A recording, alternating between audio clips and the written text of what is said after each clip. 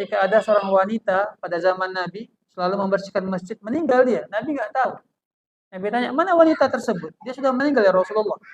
Loh, Nabi merasakan kenapa nggak dikabari? Tunjukkan kepadaku mana kuburannya. Maka Nabi secara khusus mensolatkan dia di atas kuburannya, di samping kuburannya.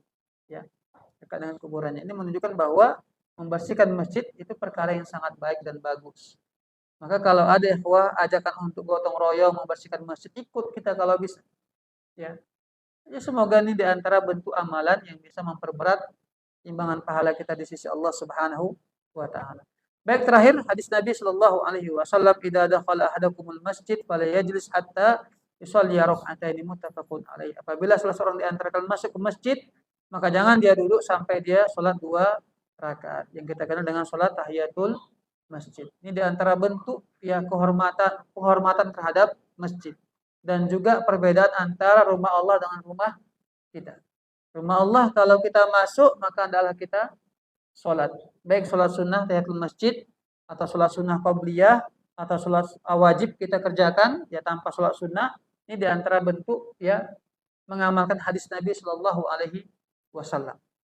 Ikhwani wa akhwati rahimani wa rahmakumullah. Kita buka soal jawab.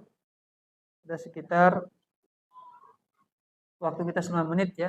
Insyaallah pada kajian berikutnya kita akan membahas tentang tata cara salat Nabi Shallallahu Alaihi Wasallam. Ya, kita masuk ke dalam ya teori dan praktek bagaimana Nabi kita Muhammad Shallallahu Alaihi Wasallam salat untuk kita ya amalkan dalam salat kita sehari-hari. Wallahu taala.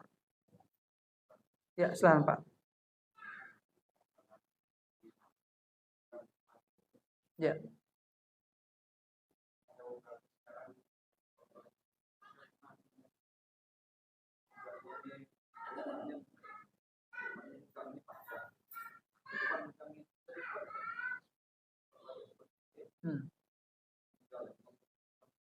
Ya. Ya. Di perumahan biasa Pak. Ya.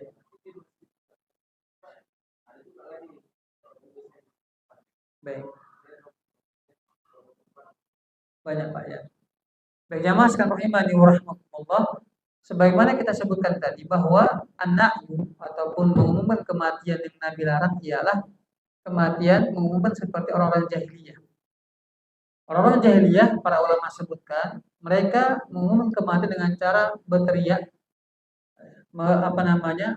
mengangkat suara, menangis dengan suara keras sambil berkeliling. Ya, berkeliling ini yang dilarang. Ini dilarang oleh Nabi Shallallahu Alaihi Wasallam. Tapi kalau tujuan daripada yang mengumumkan kematian tanpa ada mengangkat suara atau berteriak, ya dan semisalnya, maka untuk kemaslahatan umpamanya agar orang bertakziah datang atau agar orang ikut sholatkan, ya atau menguburkannya, mengantarkan ke pemakaman, maka ini dibolehkan. Sebagaimana Nabi mengumumkan kematian Najasyi dari yang kita sebutkan hadisnya kepada para sahabat, dan tujuannya agar Nabi dan para sahabat bisa melaksanakan sholat gaib untuk si Najasyi tadi. Begitu Pak. Allahu a'lam. Seperti ikhwah sekalian. Nah.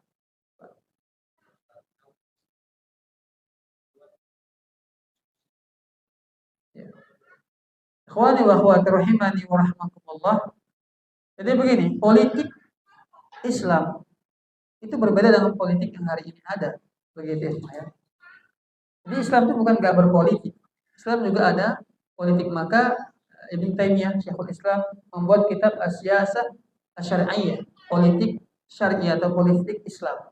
Ya, seperti apa bentuknya. Nah, hari ini orang politik pembahasannya biasanya apa? Ada ribah, caci maki, menghina, menjelek-jelekkan. Itu biasa begitu. Dan biasa tak lepas daripada dunia politik yang ada di Indonesia. Kalau yang beginian lah politik tersebut, maka tak boleh kita bahas di masjid. Kalau membahas silahkan di luar masjid. Itu pasti begitu politik yang akan dibahas. Ya kan Bang? Kita bahas masalah partai, masalah presidennya apa? Menjelekkan satu presiden begitu ya.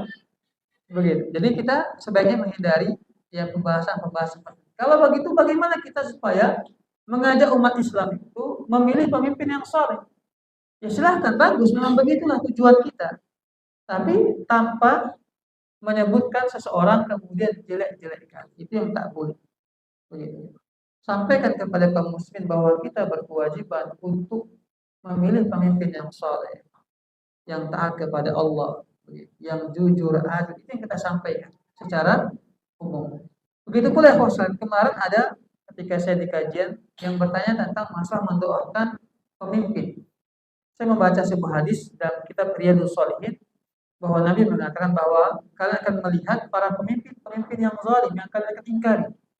Ya, kata Nabi apa? Siapa yang mengingkari maka dia selamat.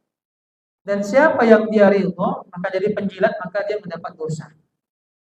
Karena babnya tentang masalah amar ma'ruf nahi munkar. Artinya ketika kita melihat kemungkaran bahkan dari pemimpin kita, kita harus mengingkarinya. Dan pengingkaran itu bukan dengan cara memberontak atau dengan cara menjelek-jelekan, bukan begitu caranya. Mengingkar dengan hati kita. Kemudian apa yang Nabi larang ialah jangan kita setuju dengan kemungkaran ini. Pemerintah mengeluarkan kebijakan membolehkan khamar umpamanya. Jangan kita sami'na wa ata'na, enggak boleh sami'na wa ata'na di situ.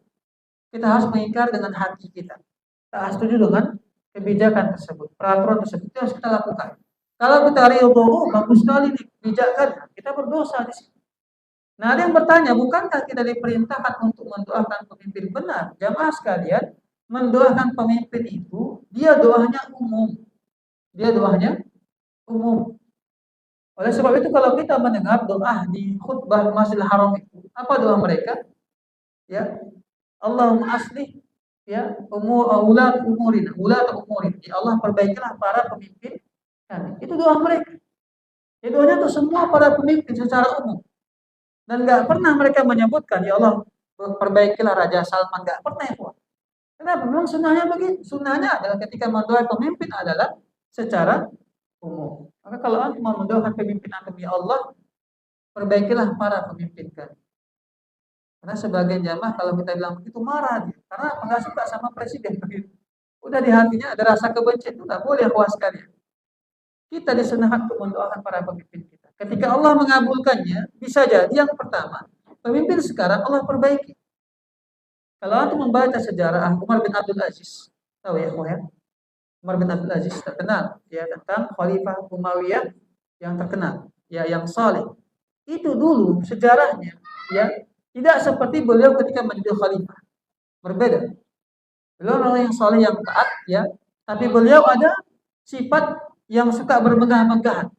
Dan gaya jalannya itu kata para ulama itu dicela dari dia. Tapi ketika beliau menjadi khalifah semuanya berubah. Menjadi lebih baik. Artinya wah sekalian ketika kita berdoa kepada Allah minta pemimpin yang saleh, Allah perbaiki pemimpin kita. Bisa jadi yang ada sekarang Allah perbaiki. Yang penting kan bagus, siapapun orangnya. Yang kedua ialah Allah ganti mereka dengan yang lebih baik. Itu ya makna daripada kita mendoakan para pemimpin kita. Baik itu. Wallahu taala. Gitu Pak ya. Masuk waktu salat? Ya, gimana? Ya, dapat pahala jelas. Kita mendoakan orang lain saja ya, itu mendapat pahala. Doa huwal ibadah. Doa itu merupakan ibadah. Maka antum jangan seperti mendoakan orang lain. Semoga Allah melasah dagangan antum. Semoga Allah yang memberi antum keturunan saleh dan salihah, memberkahi antum. Di antara bentuk doa. Dan kita ketika mendoakan orang lain juga di antara bentuk ibadah. Termasuk mendoakan para pemimpin kita.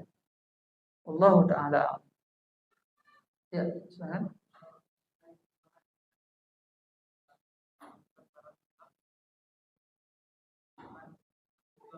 Ya.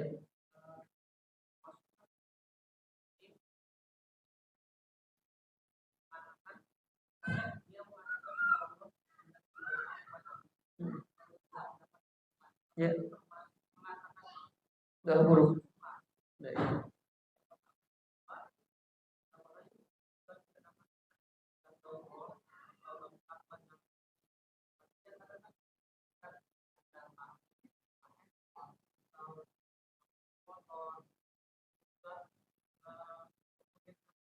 Ya.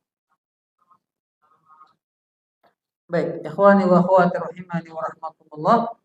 Jadi yang pertama tentang doa ya semoga Allah tak mengembalikan barangmu yang hilang. Apakah ini termasuk doa yang buruk? Ikhwah sekalian, terkadang ya Nabi Shallallahu Alaihi Wasallam menyampaikan sesuatu untuk sebuah peringatan, sebuah peringatan. Ya, artinya apa? Kita menyampaikan seperti itu kepada orang tersebut agar dia menyadari tentang pentingnya menjaga kehormatan masjid. Itu tujuannya. Ya, jangan sambil marah-marah. Oh, berulang kali kita bilang, semoga Allah, semoga semangat kali kita enggak. Ya, tapi mengingatkan kepada orang tersebut tentang tak boleh mencari barang yang hilang di masjid. Seperti itu. Itu tujuannya. Seperti Nabi mengatakan, beliau ingin membakar rumah orang yang tak ke masjid selalu berjamaah. Apakah Nabi pernah membakar orang? Enggak, tapi beliau menyampaikan kalimat tersebut sebagai penegasan tentang pentingnya sholat berjamaah. Nah, begitu pula tadi pertanyaan bagaimana kalau kita ada panitia mengumumkan barang yang hilang dan semisalnya. Ikhwas kan rahimani wa rahmakumullah, sebaiknya tidak juga kita lakukan seperti itu. Sebaiknya, ya.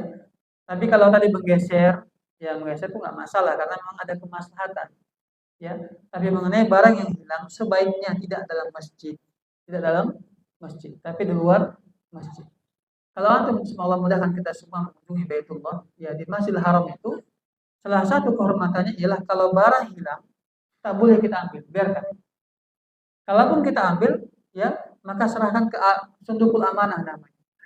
Jadi biasanya, ya pernah kejadian kasus kita hilang barang, udah jangan takut, pergi aja kita ke sundukul amanah. Tanya ada nggak barang ini dan barang itu, biasanya dapat. Ya, barang kita dapat itu. Karena apa? Karena orang tahu tak perlu diumumkan di masjid. Aku kehilangan nggak? Gitu. Ya, kalau kita hilang, cari tempatnya. Biasanya pernah waktu itu, dah lama memang, ya 2014, bawa uang di tas belasan juta gitu, gitu uang orang nitip begitu ya. Saya sholat di matop tempat tawaf, lepas tas, habis saya pergi.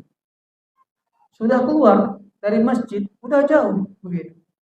Saya baru terlihat saya bawa tas kemarin bawa uang orang gitu. Tadi bawa uang orang pas tawaf tadi. Akhirnya bagaimana? Segera saya ke sana. Alhamdulillah masih ada di sini. Masih ada tas tersebut di situ dengan uang-uang. Jadi kita nggak khawatir ya. Artinya kuas sekalian, rahimani wa rahmatullah. Yang pertama memang ketika ada orang kehilangan barang, kita disunahkan mengucapkan doa supaya barangnya kembali. Tapi kalau dia mencari-cari di masjid, maka kita bilang tidak boleh. Kita nasihati. Ya, tidaklah dia kalau mau menanyakan di luar masjid. Bisa jadi dia menunggu depan masjid, dia tanya, Pak ada jumpa barang saya Pak? Ada jumpa? Luar Pak, masa kalau keluar?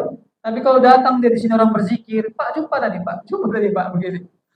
Aku kehilangan barang Pak, begitu. Orang pun akhirnya kehusukannya jadi buyar begitu ya. Begitu ikhwan. Ikhwani wa akhwati rahimani wa rahmatullah. Jadi sebaiknya tidak kita ya umumkan baik itu ketika pengajian dan semisalnya. Ya untuk ya menghormati rumah Allah Subhanahu wa taala. Ikhwani wa akhwati, terima kasih banyak segala perhatiannya kepada Allah, kita mohon ampun. Wassallallahu wasallam ala nabiyina Muhammad wa ala alihi wa sahbihi ajma'in. Subhanakallahumma bihamdik asyhadu an la ilaha illa anta astaghfiruka wa atubu ilaik. Wassalamualaikum warahmatullahi wabarakatuh.